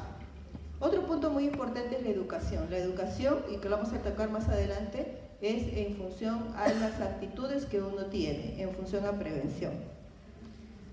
¿Han escuchado hablar del Papá Nicolau? ¿Sí? Ya. El Papá Nicolau es solamente eso. Es como si sacáramos una muestra del carrillo bucal y lo estiráramos en una lámina portaobjetos. Esto se hace a nivel cervical. Es tan simple, cuando te lo toman bien no molesta, es rápido, ¿sí? Pero tiene muchos defectos. Depende de todo esto. El control de calidad va a depender de todo esto. Quién lo toma, cómo lo toma, quién la fija, cómo la transporta, quién la procesa, cómo la procesa, quién las lee, si son fidedignas o no sus lecturas, si sabe leer o no el Papá Nicolau. Entonces el Papá Nicolau, desde mi punto de vista, todavía sirve, pero si se hace un control de calidad adecuado. Si yo hago una mala muestra, la transporto mal, la fijo mal y le doy a alguien que no sabe leerlo, me va a dar un mal resultado. Por eso es que actualmente, si a ustedes les preguntan y ustedes van a escuchar, no, el Papá Nicolau no sirve. Sí sirve, pero si controlamos bien estos niveles y hacérselo en un lugar de confianza. Entonces, el Papá Nicolau se hace a todo nivel. El problema de la zona rural, y que probablemente ustedes lo ven en su serum, y como jefes de posta o cuando vayan a hacer el serum como jefe de un centro de salud, tienen que verificar todos estos pasos para nosotros, cuando llegue el paciente, no llegue en cáncer, sino a un precáncer en el cual se pueda tratar. Es simple, se usa solamente citocepillo y una lámina. Y bueno, actualmente se habla de una sensibilidad del Papá Nicolau de 50%. En Chile hablan de 27%, o sea, casi ya dicen no sirve. Yo estoy en contra de eso, yo creo que sí sirve todavía. El IVA, y solo lo menciono acá porque esto se les va a preguntar a ustedes en algún momento y tienen que saberlo al menos, en lugares donde no tenemos Papá Nicolau, porque en el sistema de salud con tener una lámina, tener un citocepillo, tener todo lo que necesitamos, a veces no lo tienen, entonces sí pueden tener a la mano un foco de luz de 100 y ácido acético o vinagre diluido del 3 a 5%. Con tan solo esos materiales ustedes pueden detectar una lesión premaligna y derivar a la paciente para su atención en un nivel más especializado. Solo necesito esto, pongo el espéculo, le pongo el ácido y si se pone blanco, derivan a la paciente. ¿De acuerdo? Esas son las dos situaciones que tenemos que son baratas, que sirven, que ayudan, pero actualmente, y ustedes han escuchado, existe el test de BPH o el test de papiloma humano, ¿sí? Que no es la panacea, pero que ya en el futuro nosotros tenemos que también ir por ese lado a tratar, porque es una prueba que nos dice si está o no el virus, y si está o no el virus, automáticamente se hace un Papá Nicolau mucho mejor que el común que hacemos, que se llama el Papá Nicolau en base líquida. Sí nos da mucha información, bueno, y la sensibilidad se reporta más del 95%, pero en mujeres mayores de 30 años. Nosotros siempre vemos en la consulta que llega una chica con 22 años con su test de BPH positivo. Y bueno, que te digan que tienes el virus y que te puede dar cáncer, bueno, es un escándalo, ¿no? Pero no es así, simplemente es una infección. Ya en algún momento de repente se tocará este tema. Estas son las 3 pruebas que nosotros tenemos actualmente para hacer un despistaje adecuado. ¿Y cómo está la situación en el Perú? Cuando ustedes les digan cómo está el Perú, nosotros tenemos que saber cómo estamos. Y entonces vemos que tenemos una incidencia intermedia, naranja está América del Sur, que el Perú y la zona de Loreto y la selva son las zonas más pobres, con pobre accesibilidad a los servicios de salud. Y si nosotros vemos, ustedes comparen las proporciones en Europa, en América del Norte, Tenemos, miren, por ejemplo, en África y miren en el Perú, de 5.400 muertes, casos por año, la mitad muere. 2.663 mueren, ¿no? O sea, es el 50%, un poco más. Y si comparamos las incidencias, estamos a nivel de Bolivia, de Venezuela, de Nicaragua. Entonces la incidencia es alta, es una incidencia comparativa. Y la mortalidad también es alta, junto con Haití, Paraguay y Bolivia. Y cuando vemos en Sudamérica, comparamos y decimos de 72.000 mujeres nuevas con cáncer de cuello uterino, un poco más de la mitad o menos de la mitad van a morir. Pero sabemos que hay su registro de todo esto, porque muchas veces las mujeres del Ande o de la selva no llegan y no las podemos registrar y no tenemos especialistas en esa zona. No hay ginecólogos o oncólogos en esa zona o ginecólogos generales que puedan diagnosticar. ¿Cómo está en Arequipa, por ejemplo? Cuello uterino, 35%. Si vemos el resto de cánceres, cáncer de cuello y cáncer de mama están a la cabeza. Si vemos Trujillo, tenemos, de todo el Perú, es el departamento que tiene más incidencia de lo que es cáncer de cuello uterino. Si vemos Cajamarca, en Cajamarca, y este es un reporte del 2001, está igual, ¿no? Míreme, cáncer de cuello uterino. Y si nosotros queremos ver cómo están o qué cáncer es más frecuente, tenemos cáncer de cervix y cáncer de mama, que es lo que en el servicio de ginecología oncológica tenemos mitad-mitad, ¿no? Tenemos bastante. Y en el Perú, si nosotros vemos que cáncer de cervix y cáncer de mama sigue igual en general, ¿no? Ya salió el Globocán en 2018, por si acaso, que es el registro de cáncer. Denle una revisadita. Y este es un reporte del INEM. El INEM es un lugar de referencia, ahí solo llega el cáncer. Entonces, cuando reciben cáncer, van a ver que casi el 80%, un poco más, son cáncer invasor. Y el 22% llegan premalignas. Y de este cáncer invasor, la mayoría llegan a estadio 2-3. 2-3 no se operan. Y cuando nosotros, hasta acá vemos la situación del Perú. Yo creo que ya ustedes están haciendo una idea de cómo estamos, ¿no? Que las cosas probablemente no han cambiado. Sabemos qué es el Papá Nicolás, sabemos qué es el IVA, sabemos las barreras, pero hay que conocer el agente. ¿Sí? El agente es el virus del papiloma humano que se transmite en las relaciones sexuales. Se dice que menos del 5% puede ser transmitido por fomites, pero la gran frecuencia es por relaciones sexuales. El teorema o la tesis es: sin virus no hay cáncer. ¿Ya? El virus es necesario, pero no suficiente. De 100 mujeres, 90 tienen el virus probablemente, pero solamente las que tienen el déficit inmunológico son las que empiezan a hacer el precáncer y luego el cáncer. Conclusión: así como nos cuidamos la TB de comer bien, esto es igual. Hay que mantener el sistema inmunológico bien para evitar que si yo tengo el virus, pues desarrolle lo que viene más adelante. Así de simple. Y cuando vemos la epidemiología, empezamos. Si nosotros como médicos hablamos de infección, ¿qué es infección? Solamente la presencia del virus, ¿no es cierto? Si tengo el virus, sí, pero hay que hacerte la colposcopía. Si en la colposcopía yo veo que no hay nada, simplemente el virus estuvo ahí o está, pero no me ha causado ninguna lesión. Y entonces la infección inicial es eso. Tengo el virus con un cervix normal. Si este virus puede aclararse, la mayoría de pacientes vienen y dicen: yo tengo el virus desde el año 2000.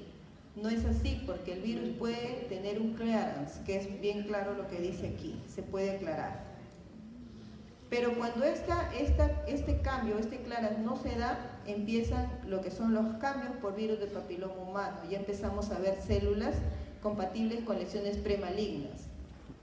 Y todavía puede regresionar. Una mujer joven con NIC1 al año puede ser que desaparezca y que no sea sometida a ningún tratamiento, pero puede progresar. Si progresa, puede pasar a NIC2, puede pasar a NIC3, carcinoma in situ, y luego viene el cáncer y la invasión, ¿no? Entonces, esa es la epidemiología. Este cuadrito, grábenselo, porque esto es lo que tienen que saber.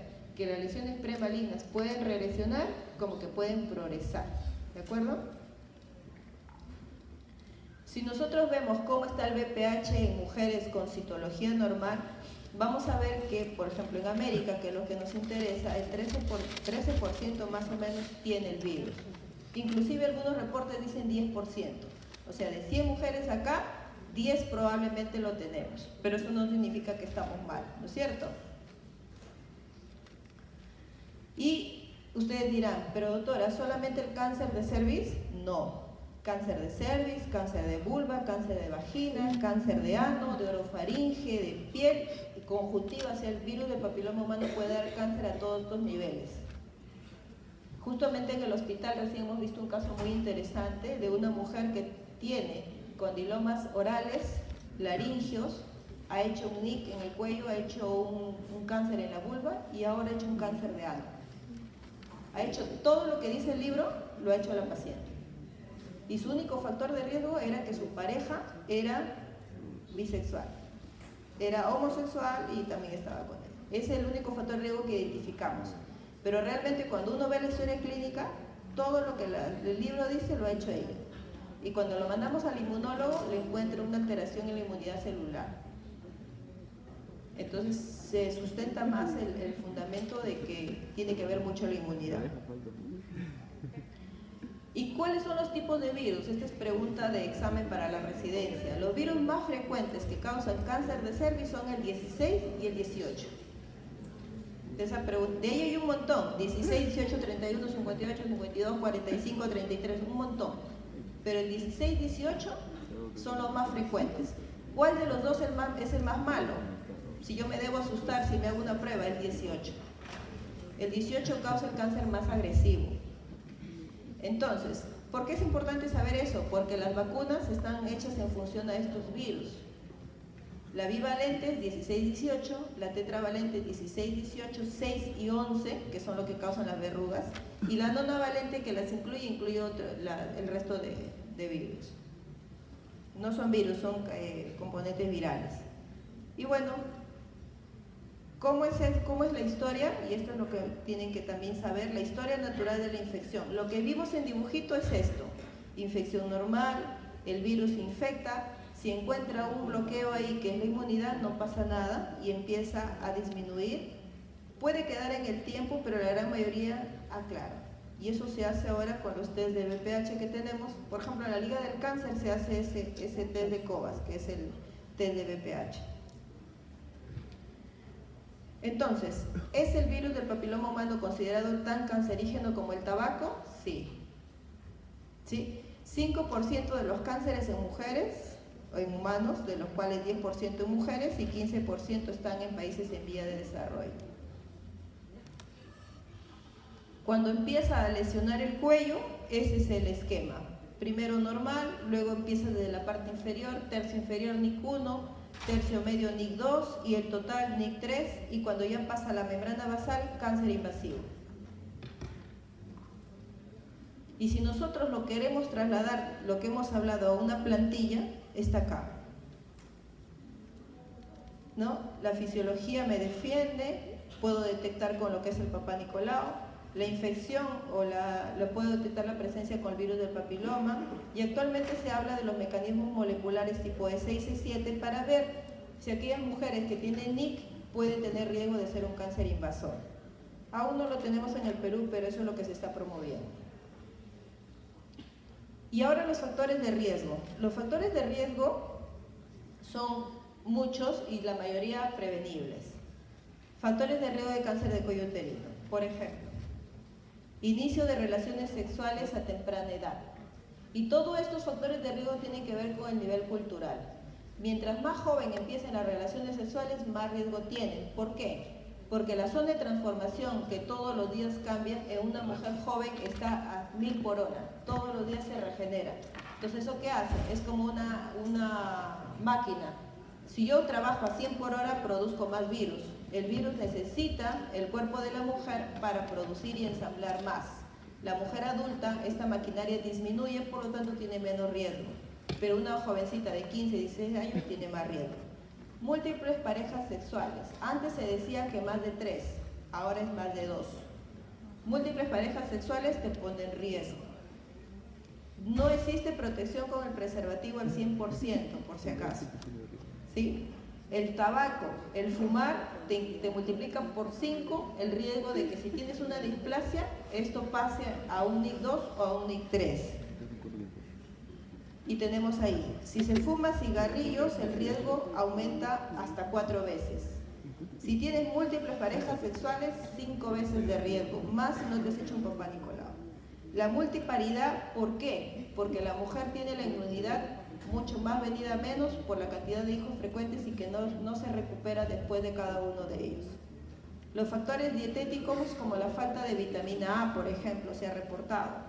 No haber tenido nunca un papá Nicolau también es un riesgo porque no sabemos qué tuvo antes ni sabemos cómo fue su historia. Si ha tenido herpes o verrugas o ETS también, porque es una mujer cuya inmunidad está disminuida, hasta 10 veces incluso el riesgo. La educación y los bajos niveles de ingresos, ¿sí?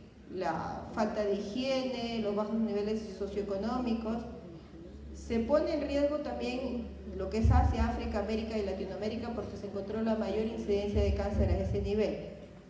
Y los grupos etarios mayores solamente tienen un riesgo de 2. Entonces, actualmente se les dice a las pacientes evitar tener múltiples parejas sexuales, tener buena alimentación, igual que para la tuberculosis, cuidar el sistema inmunológico. Cuando se ajustan por los factores de confusión, encontramos que los que tienen más riesgo son el número de compañeros sexuales, más de 6 gestaciones y que no hayan tenido una citología previa.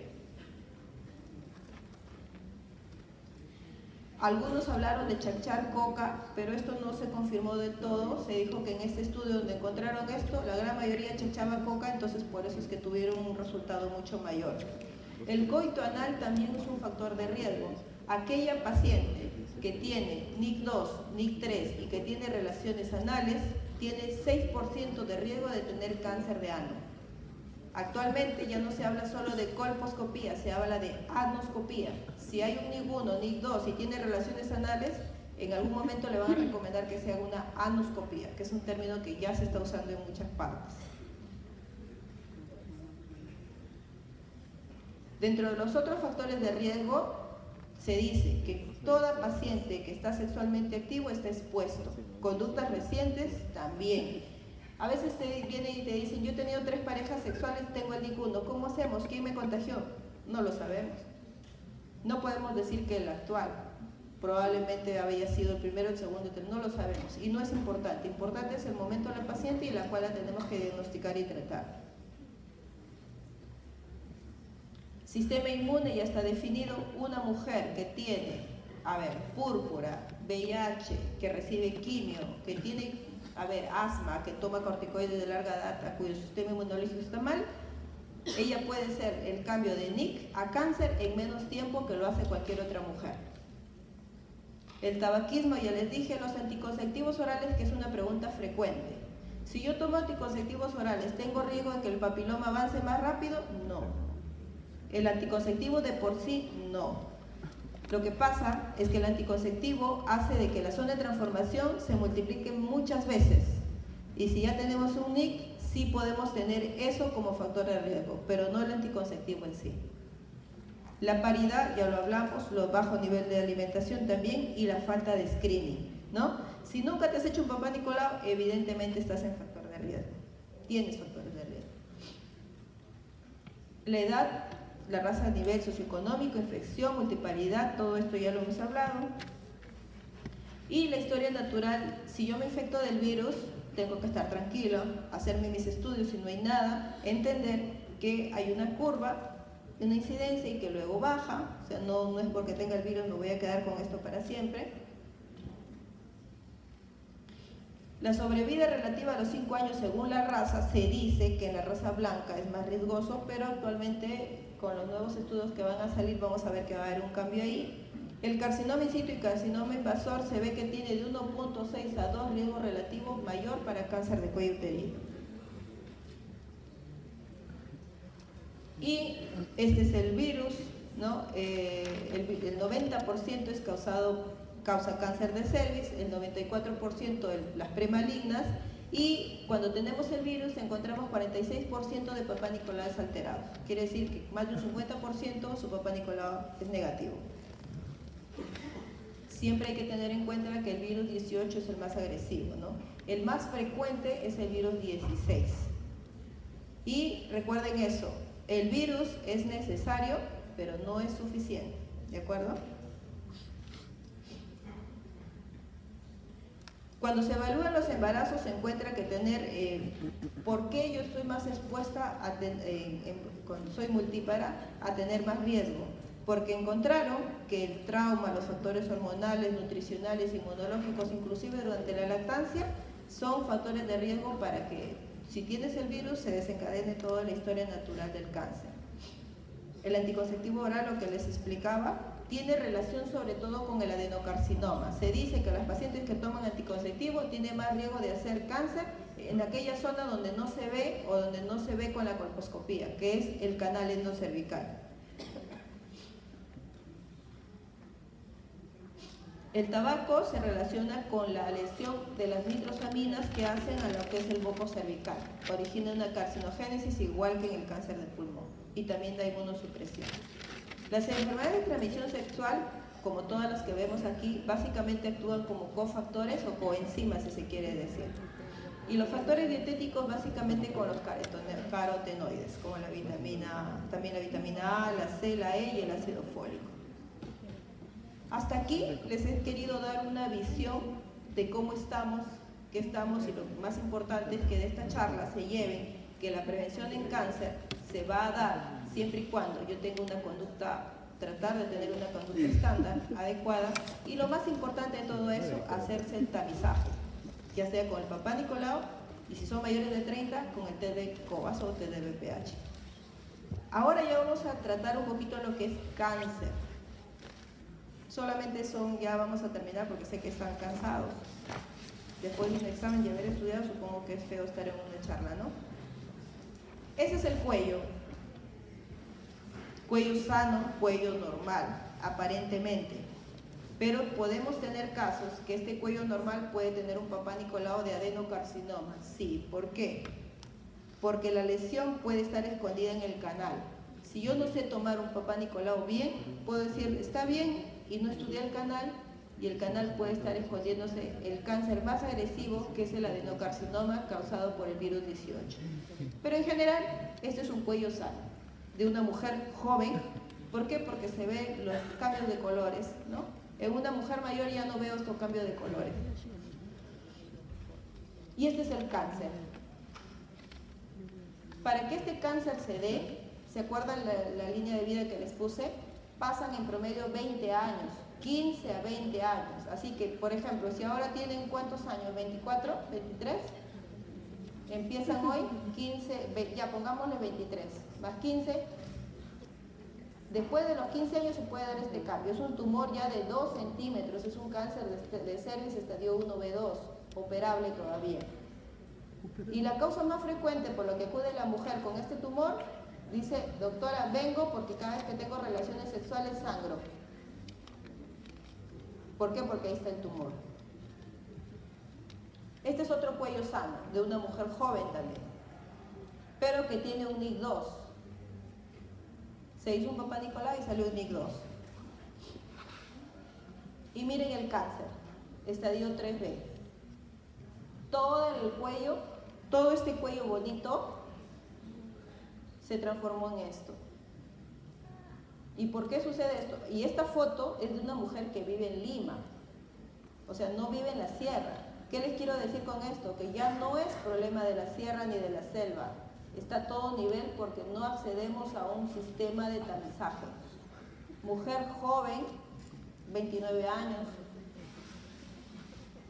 ama de casa, que vive en Comas. Yo le tomé esta foto porque justamente me llamó mucho la atención, ¿no es cierto? Y que nunca se había hecho un Papá Nicolau. Entonces, el gol del tamizaje de cáncer de cervix, el propósito del tamizaje de cáncer de cervix es prevenir la aparición de la enfermedad invasiva, detectando las lesiones premalignas o las lesiones precursoras. Y la paradoja es, si sabemos que el cáncer del cuello es prevenible y que se da en 15 a 20 años, ¿por qué aún es la causa más común de muerte en mujeres jóvenes? Por ejemplo, en este auditorio, ¿quiénes no se hacen papá Nicolás por vergüenza? O por descuido. En nuestro medio, o los mismos colegas, nosotros decimos, no tengo tiempo. Inclusive nos tienen que obligar, cuando vas a salir de vacaciones, a que te hagas un papá Nicolau, ¿no? Entonces, ¿por qué? ¿Por qué aún sigue? Y actualmente, como les vuelvo a repetir, ya no es del nivel socioeconómico bajo, ya está en otros niveles. Entonces, el cáncer de cervix es un problema de salud pública, por eso han determinado que ustedes reciben esta charla. Existe un periodo temprano que se reconoce y que nos da tiempo de curar. ¿Existe un tratamiento adecuado? Sí, un cáncer de cervix se puede curar. ¿Hay un consenso? Sí, manejamos protocolos y los trabajamos de acuerdo a los protocolos internacionales. ¿Existen facilidades para el diagnóstico? Bueno, aparentemente es fácil, pero que esté en nuestro sistema de salud implementado a todo nivel, yo creo que ahí también hay un problema. ¿Y el programa es sostenible? Bueno, actualmente el dilema en nuestra sociedad es que solo los ginecólogos queremos hacer tamizaje, no queremos que el personal paramédico lo haga, situación que no está bien a mi parecer, porque cuando se trata de prevenir, todos tienen que estar en primer nivel de atención detectando a estas mujeres. La zona de transformación que les hablaba, el endocervix, el ectocervix, ahí se origina el cáncer. Esa es la zona donde todos los días se recambia y ahí si ingresa un virus y encuentra las condiciones, se produce el cáncer. Lo que les hablé, este cuadrito lo van a ver siempre, tómenle una foto si quieren porque ese es el resumen de lo que es precáncer y cáncer de cervix. Y esta es la evolución en imágenes de todo lo que hemos hablado. Cuello normal, no determinó lesión, infección, lesión premaligna y el cáncer. En nuestra cara se va a los 15 años para que presente la mujer este tumor. Y entonces en el mundo, en países en vía de desarrollo, cáncer de cervix todavía representa el 80%. Tenemos lo mismo, el cuadrito, ni 1, ni 2, ni 3, cáncer, y si no responde o no se trata, muerte. Y esta animación es para que ustedes vean lo otro que es bueno para nosotros los oncólogos del cáncer de cervix. El cáncer de cervix es ordenado, va por partes, por eso es que nos permite hasta determinado estadio decir te opero o decir no te opero.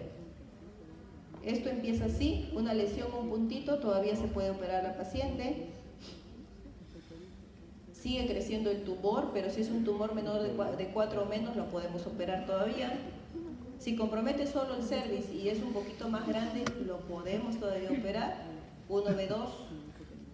Actualmente el 1B2, en algunos protocolos de la NCCN, por ejemplo, dice no, radioterapia quimio. Recién en el hospital tuvimos un problema de una paciente de 27 años sin hijos con un tumor así. Entonces ya hay otros tratamientos que se les ofrecen, pero ya desde que la mujer no tiene hijos y le dicen que le va a sacar el útero, pues imagínense, ¿no? Pero como les digo, esta animación es para que vean que es ordenado. Luego que está en el cuello, sale del cuello y se va a los parámetros. Ya no es operable. Después te compromete la vagina hasta tercio medio, tercio inferior. Después se pega al hueso pélvico, ya no lo podemos mover, no se opera porque ahí no se puede sacar el útero. Y la complicación de que comprometa el hueso pélvico, ¿qué estructura pasa por ahí? Pasa el uréter. Si se pega al hueso pélvico, lo tapa el uréter y la orina regresa al riñón y empieza a destruir el riñón. Si sucede en un lado, no hay problema porque el otro lado, lo peor que puede suceder es que destruya el riñón. El otro lado produce orina. Si se da en los dos lados, la paciente no orina. Es una paciente que tiene 3 días de anuria y si tiene anuria, ¿qué pasa? Hay hipercalemia. Y si hay hipercalemia, ¿qué pasa? Se muere. Entonces, las pacientes con cáncer de cervix, con ahogamiento ureteral, mueren acostaditas, dormiditas, así solitas, por ahogamiento ureteral y por todos los cambios que da una alteración hidroelectrolítica por hipercalemia. Entonces, todo esto, 15 a 20 años. Ahora díganme ustedes, ¿se puede evitar esto? Sí se puede evitar. y tan simple como empezar el tamizaje desde el momento adecuado. La otra complicación que da, te hace un hueco en la vejiga y te sale orina por la vejiga. La otra complicación que da, compromete la pared posterior de la vagina y te hace una fístula recto-vaginal. Entonces es terrible. El estadio final de cáncer de cervix, tenemos una mujer que elimina deposición por la vagina, elimina orina, y nosotros ¿qué hacemos? Y mujeres jóvenes. La cirugía, el éxito de la cirugía es sacar el útero con todos los parámetros, todos los soportes que van hacia el hueso pélvico. Pero esto se puede hacer siempre y cuando llegue a un estadio operable. ¿De acuerdo? Bueno, espero les haya gustado la exposición y que hayan entendido algo sobre todo. Gracias.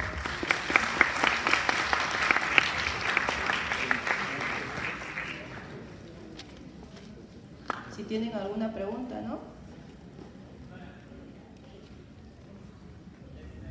Sí, pregúntanos.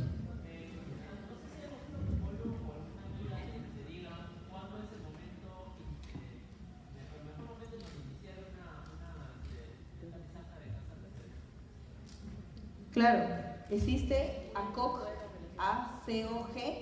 que todo el tiempo se va actualizando, donde nos habla sobre cuándo iniciar el tamizaje de cuello uterino. La ACOG dice que se inicie a partir de los 21 años, ¿sí? Pero nosotros pues como médicos y estudiantes de medicina tenemos que ser críticos, ¿no? Con todo lo que nosotros vemos, si una mujer tiene a los 27 años cáncer estadio 2, quiere decir que 15 años antes empezó, ¿no es cierto? 12, 13, a veces tiene violación. Entonces, nosotros manejamos que la mujer empieza relaciones sexuales, el siguiente año ya debería empezar el tamizaje. Porque, ¿qué pasa si empiezas a los 15? Y te dicen, no, dicen a los 21.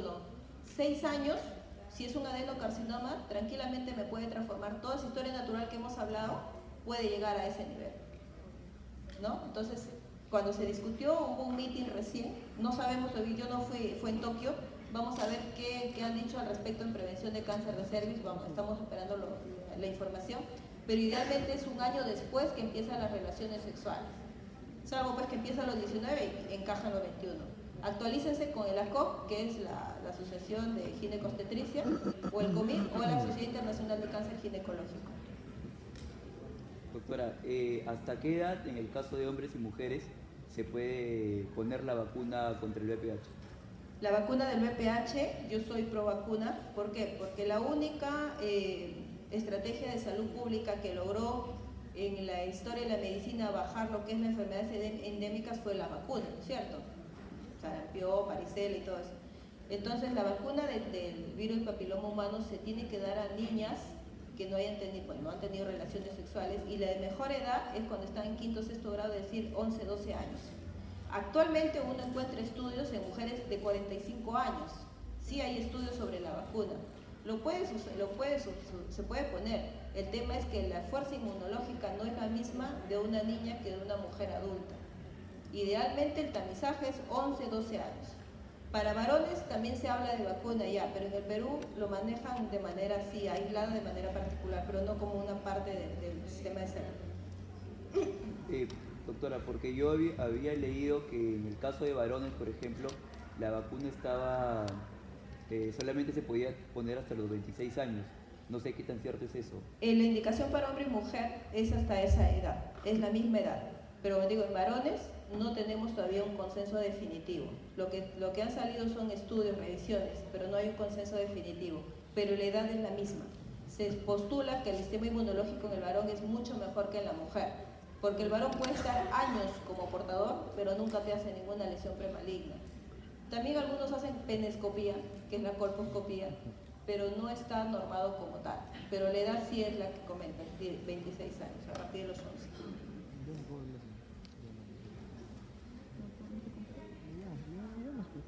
Ya. En estadios avanzados como el que hemos empezado ya no se opera, ¿sí? No se opera. Nosotros en oncología tenemos 3 armas: la cirugía, la radioterapia y la oncología, que es la quimioterapia. Entonces, si no se opera, tiene esas 2 opciones. Siempre y cuando sean concurrentes, o sea, quimio y radio, tiene mejor respuesta que si se diera solo. En algunos hospitales, ustedes verán, se da solo radioterapia o solo quimioterapia. ¿Por qué? Porque no tienen los dos o porque tienen saturado el cupo de pacientes. pero lo ideal es que se reciba ambos tratamientos juntos. ¿Listo? Muchas gracias, chicos, cuídense mucho. Bueno, aprovechando que tenemos 5 minutos, quería a la doctora que nos aclare algo que siempre está flotando en el ambiente.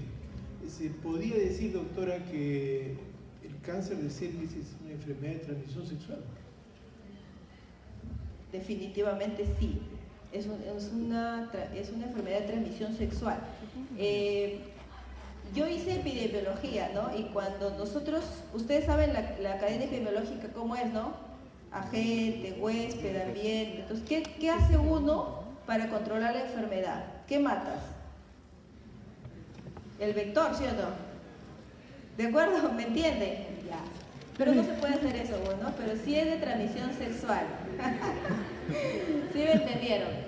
Nosotros dijimos, si nos pegamos a la lógica epidemiológica, o sea, si hablamos como epidemiólogos, si yo quiero evitar cáncer de cervix, busco el vector. Y nos dimos cuenta que el vector era el varón. Entonces, sí es una enfermedad de transmisión sexual, pero no se puede pues, eliminar al vector. Bueno, así es, chicos. Bien, una última pregunta, doctora. Yo quería escuchar su opinión. Estoy ya como ginecólogo. Yo veo con mucha preocupación que algunos colegas, por ejemplo, no hacen Papa Nicolau y hacen biopsia sin Papa Nicolau. ¿Cuál es su opinión al respecto? Bueno, nosotros como médicos, la característica del médico es que tiene que ser sistemático y ordenado. Nosotros los médicos no podemos disparar porque yo creo, ustedes saben que yo alguna vez cuando fui estudiante me dijeron en mi experiencia, en la experiencia del médico en la escala de investigación no existe la evidencia. Entonces como tal tenemos que actuar en función a protocolos. Es muy frecuente que nosotros en la consulta privada recibamos colposcopías, fotos. Vengo porque me han dicho que tengo una herida. Y le digo, ¿dónde está el Papa Nicolau? No lo tiene. Ese es un error. La norma dice que el paciente tiene que hacerse Papa Nicolau, ya si no tienen IVA, y después de tener una prueba de tamizaje positiva, pasa una segunda prueba de confirmación, como es el VIH. Si el VIH sale positivo, ¿qué se hace? El Western Blot. Esto es igualito, esto es simplemente epidemiología. Si el Papa Nicolau es positivo, el IVA es positivo, la paciente pasa colposcopía. ¿Cuál es la utilidad de la colposcopía? Que yo determine y dirija mi biopsia. Si yo tengo una colposcopía negativa, ¿no tengo dónde tomar biopsia, el Papa Nicolau a mí me sirve de guía. Pero si yo no tengo Papa Nicolau, no sé qué voy a hacer, porque le hago y veo un cuello sano, pero tiene un Papa Nicolau que dice NIC3, yo debo buscar esa lesión. Si no está afuera, debe estar adentro, en canal. Entonces, por lo tanto, yo debo hacer una biopsia. No se trata de que yo haga biopsia directamente, porque ¿qué pasa si yo le hago una biopsia y sale NIC1? Y el Papa Nicolau me dice NIC3. Eso se llama disociación y la paciente tiene que entrar a un cono diagnóstico. O sea, el Papa Nicolau, la colposcopía y la biopsia van de la mano. Yo no puedo saltarme ninguno de ellos sin tener de manera ordenada y de acuerdo a los protocolos esa decisión. Muchas gracias, doctora Magali. ¿Quién quiere preguntar? Sí.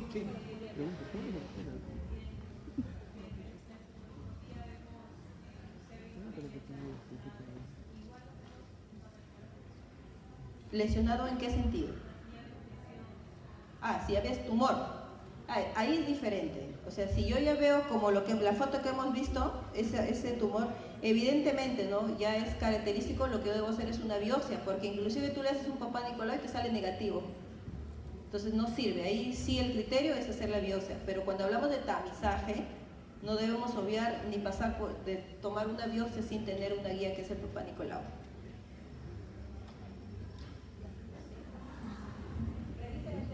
Bien, muchas gracias, doctora Magali, por una exposición tan actualizada y tan didáctica. Espero que le hayan sacado y le saquen el máximo provecho, queridos alumnos. Vamos a pedir un fuerte aplauso a la doctora Magali. Muchas gracias, doctora.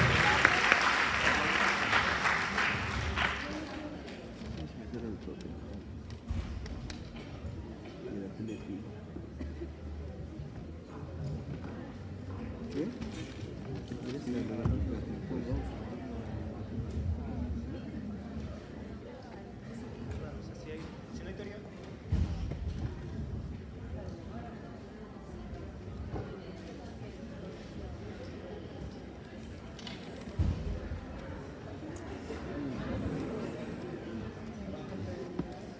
teoría, ¿no?